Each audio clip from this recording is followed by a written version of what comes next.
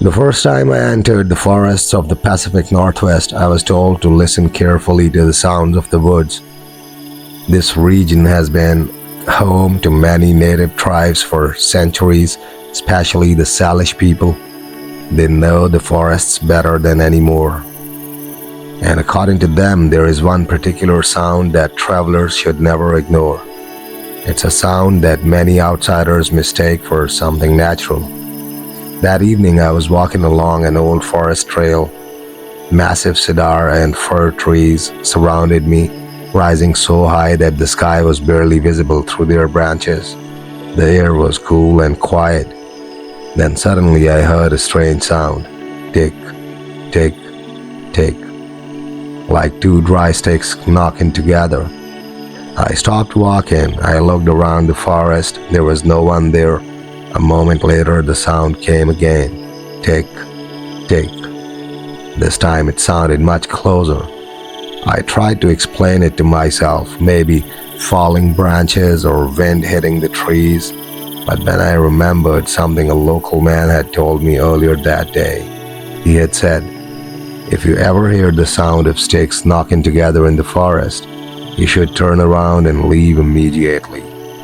I asked him why. He didn't smile. He simply said, "Because that is in the forest making that sound. It's the stick Indians." I tried to convince myself it was just a normal forest sound.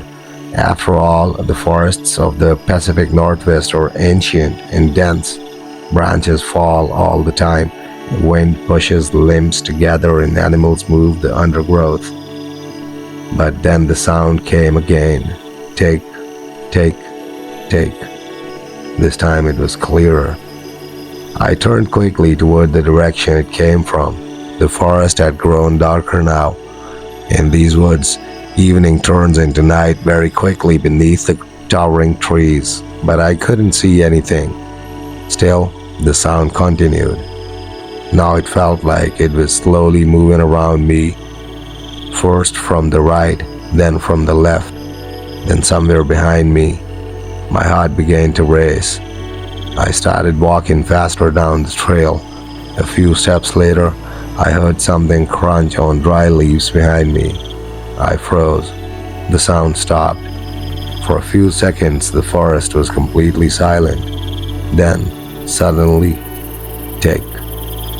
This time, the sound came from directly behind me. Slowly, I turned around. Something moved between the trees. It wasn't as tall as a person. Instead, it looked thin, almost like a moving branch or a narrow shadow. For a moment it stood there between the trees, watching me, then it slowly pulled back into the darkness and disappeared. At that moment I remembered another thing the local man had told me earlier. He had said, "Sometimes the stick Indians watch people who enter the woods." I asked him, "What do they want?" He had replied, quietly, "They want you to leave the forest." Now the silence in the forest felt heavier than before. I decided it was time to leave immediately. I began walking quickly along the same narrow trail I had followed earlier, but as darkness settled over the forest, the shadows of the tall trees grew longer and deeper. As few steps later, I heard the sound again. Tick, tick, tick. But this time it wasn't coming from just one direction. It came from two. I stopped. My eyes moved quickly between the trees on both sides of the trail, and that's when I realized something unsettling. There wasn't just one of them. Two tall, thin shadows stood between the trees.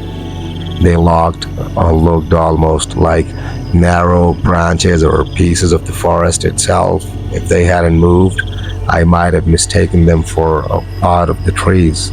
One of the shadows shifted slightly, then a dry stick sound echoed again.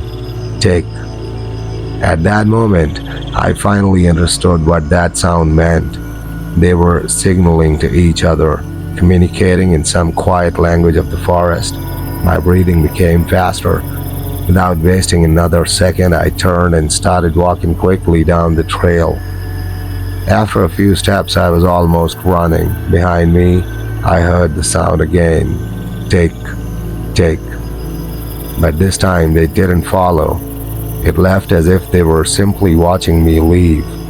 After some time, I finally saw a faint glow of light ahead. It was the edge of the forest. I hurried toward it and soon stepped out from beneath the towering trees. I turned back once more to look at the woods.